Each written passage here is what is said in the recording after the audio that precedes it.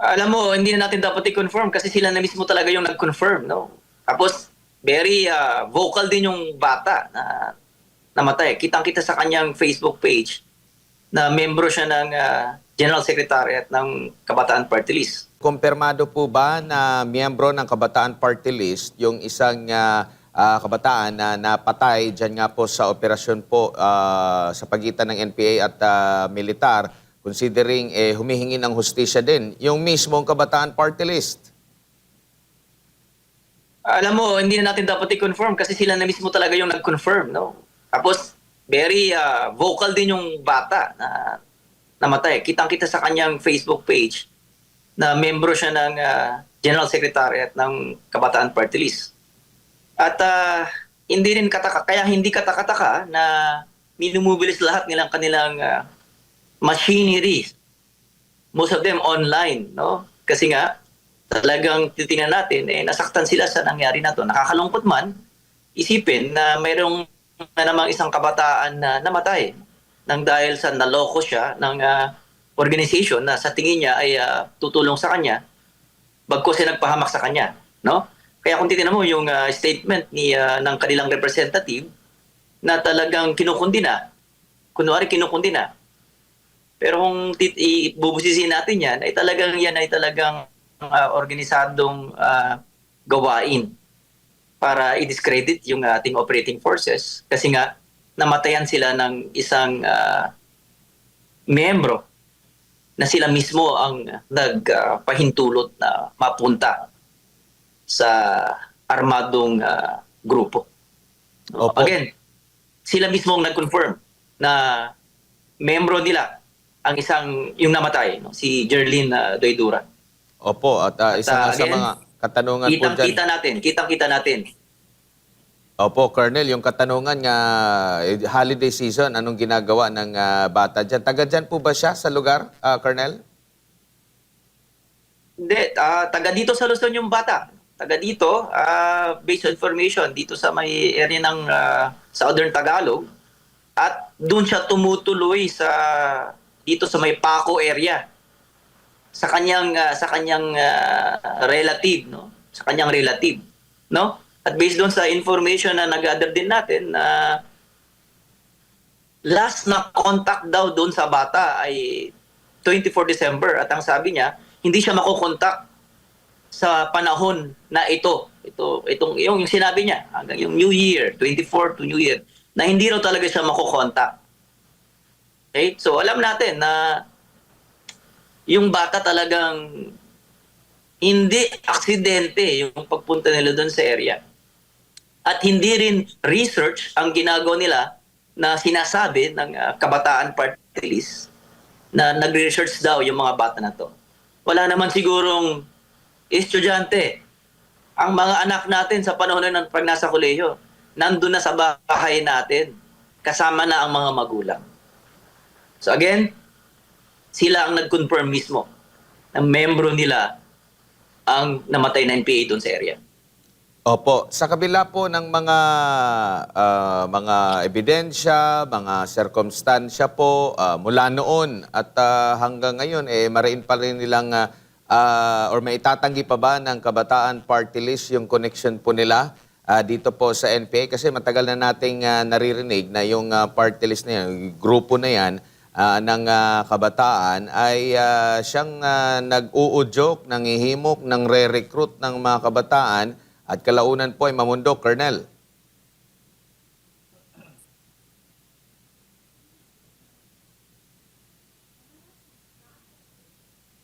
Yes, Colonel? Yeah, ulitin natin, no? Ulitin natin. Talagang klarong-klaro na. Klarong-klaro. Dati pa yan. Narrative nila yan na ang source ng mga kadre, ang source ng mga future leaders ng kanilang organization ay nanggagaling dito sa Metro Manila. Ito ay patunay, no? At ang mga mga organizations na yan ay hindi nila mai-deny na sila mismo ang nagre-recruit ng Opo. mga kabataan. Tingnan mo yung si Jerlyn, tingnan mo with honors yan. With honors, no? Sayang. Sayang. We've also found out na ang kanyang magulang, OFW, nagsisirbisyo siya sa area. Pinagsisirbisyo niya yung ibang tao para makapagpadala ng kanyang ng tuition fee ng gastusin ng kanyang anak. Pero only to find out, patay pala yung kanyang anak. Why? Napasama siya sa maling organization, yung Kabataan Party List. At ang organization na yon, siya mismo ang nagbigay pahintulot na sumama siya sa organization na yon. Hindi na rin may deny. Sila na mismo ang nagsasabi. At ang organisadong ginagawa nila ngayon, lahat ng kanilang mga alyado, mga LFS, kitang-kita natin, iminumobilize nila, anak bayan, anak pawis, naglabasan sila ngayon. Kasi alam natin na nasaktan sila doon sa ginawa, doon sa nangyaring operation sa Mindoro. Po, Colonel, meron pong sinasabi dito ang kinatawan po ng Kabataan Party List. Nagtatanong siya, meron daw pong food blockade, naghihigpit daw po yung militar sa buhay ng mga sibilyan dyan po sa area. Alam kong hindi ito first time na ginawa po ng militar, no? Kapag meron silang operation po. Same din ba yung SOP nyo po dyan? Inililikas nyo po muna yung mga sibilyan? If ever po na meron kayong gagawin na operation laban po dito sa mga teroristang grupo po, Colonel? Tama po yun. Nasa protocol po natin yan. Unang-unang nasa isip natin ay yung safety ng ating mga mamayan. Pag ongoing pa po ang operation dyan sa area, ay hindi pa po tayo talaga nagpapapasok. One, para na rin sa safety and security ng mga mamamayan. Kasi pag alam naman natin, pag nagkaputukan dyan, sinong unang tatamaan? Mga sibilyan. Sinong unang apektado? Mga sibilyan, mga komunidad, mga magsasaka, na hindi naman dapat sila na-apekto kung walang presensya ng armado doon sa area. Again, ang mga operation na yan, yung affidavits na yan, gawain na yan, ay ginagawa para maprotektahan ang mga mamamayan. Para ma-put away natin sila doon sa areas na may kung saan pwede silang magkaroon ng peligro. So again, normal na nasa protocol natin yung mga ginagawa natin na ganyan. Opo, Colonel, kapansin-pansin po, every now and then na merong mga ganitong operation din, no, ang militar laban dito sa CPP, NPA, NDF. Yung mga makakaliwang grupo, panay po yung pagpapalabas. Nabagit nyo nga, pagpapalabas sa social media, ng mga pahayag, mga sunod-sunod na panayam sa mga local medias din. Mga ganitong pamamaraan para maibsan ang pressure. Parte na ba ito ng kanila pong modus para matulungan yung kanilang mga kasamahan na naiipit po, Colonel?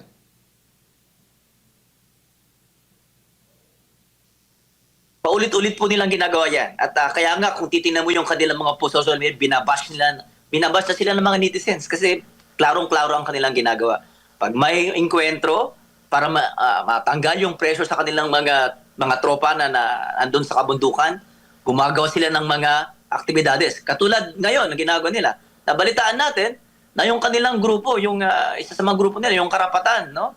Nagpunta doon sa barangay, nagpunta doon sa mga katutubo natin, yung IPMR natin. Even sa simbahan, pinunta nila. Pero anong ginawa ng simbahan? Anong ginawa ng barangay council?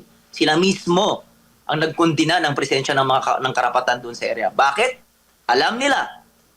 Alam na ng mga mamayan, alam na ng mga katutubo natin na itong grupo na to, iisa lang sila. At ginagawa ito para matanggal ang pressure doon sa mga NPA, sa mga teroristang NPA na nag-operate doon sa area. Opo, sa kasalukuyan po, sir, ay ano na po yung operation natin laban sa kanila? Ano pa rin po ba? Kumbaga, nakakordon, bawal pa po bang puntahan na yung area mismo ng ating mga kababayang inilikas? Ano na po yung current situation po sa lugar? Normal yan, no? Normal. Talagang bago yan papasukin ng mga military, ng army natin, ang mga mamayan natin dyan sa area, sinisigurado na wala na yung threat, no? Wala na yung presensya ng mga masasamang grupo katulad ng teroristang NPA, no? Nabulabog kasi sila. Ngayon, naka-splinter sila, no? Naka-splinter sila. So iniiwasan natin na makipag-blend sila sa mga mamayan. Una, kasi siyempre pag nakipag-blend na yung mga yan, hindi natin maiwasan, no? May mga crossfire na naman dyan, no? So that will put the communities in danger. Kaya ginagawa natin yan, no? Ina-isolate muna natin yung area hanggat hindi natin masigurado na clear yung area sa presensya ng mga armado. Opo, Colonel, yung mga miyembro pong natitirang miyembro ng NPA na nakasagupa po, maaari nyo po bang ma-identify sila kung sila ba ay mga kabataan or mga adult o halo, karamihan ba, kalalakihan, may mga kababaihan ba maliban doon sa napatay na isang miyembro? Alam nyo, yung grupo na to, no, ang leader nila si Floro, no? Ito si Floro, siguro kabatch pa ito ni Joe Masison, matanda na to, no? Si Floro. At syempre, tumatanda na yung kanilang hanay. Kailangan nila ng mga bata. Kailangan nila ng mga batang kadre. That brings in yung ating mga bagong salta, yung mga kabataan nandyan sa area. Kasi tumatanda na sila. And lumalabas na 80% ng mga membro ng armado ay mga katutubo. Kaya nakapagtataka kasi itong mga NPA, lalo lang yung kabataan ngayon, sinasabi niya na yung ginawa doon ng military ay talagang pag-violate daw sa karapatan ng katutubo. Pero kung titinan mo, ang mga katutubo talaga ang ine-exploit nila na sumama sa kanilang grupo. Okay? So, meron din mga kababaihan na mga membro. No? Again, no? Patanda ng patanda ang ilang hanay na kailangan nila ng fresh blood, fresh na kadres. At ang pagdala, kasi lumalabas sa ating information ngayon na pinipilit na nila itong mga kadre na to. Kasi itong mga bata na to na sumama sa kanila. Kasi alam nila na kailangan nilang magdagdag ng mga fresh recruits na magiging leaders nila in the future. Colonel, siguro huling mensahe po ninyo at paalala muli sa lahat ng ating mga kababayan sa gitna po ng mga naratibo na kumukontra doon po sa naging engkwentro po ninyo dyan sa Occidental Mindoro.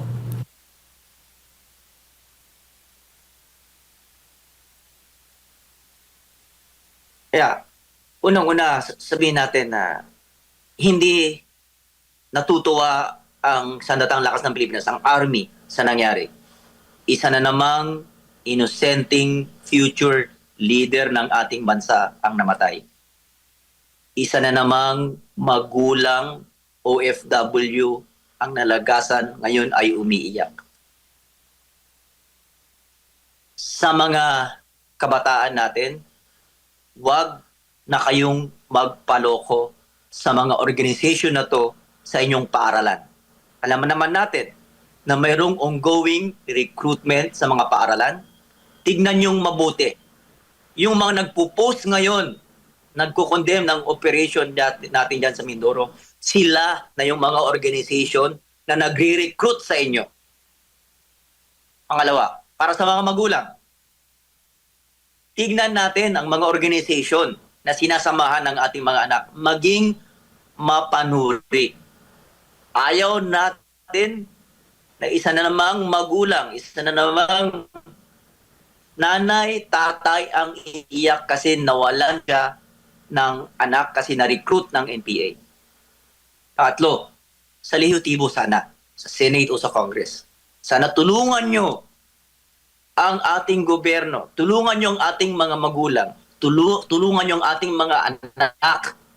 Sana makapagpasa tayo ng batas, banning the presence of these organizations blatantly recruiting the youth, the future of the Filipino, into an organization that will derail the future of this country.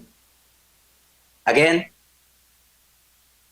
galing sa second ID, hindi po titigil ang ating organization habang hindi po natin nauubos ang threat na dulot ng teroristang NPA sa ating mga kanayunan, sa ating mga kababayan. Maraming salamat.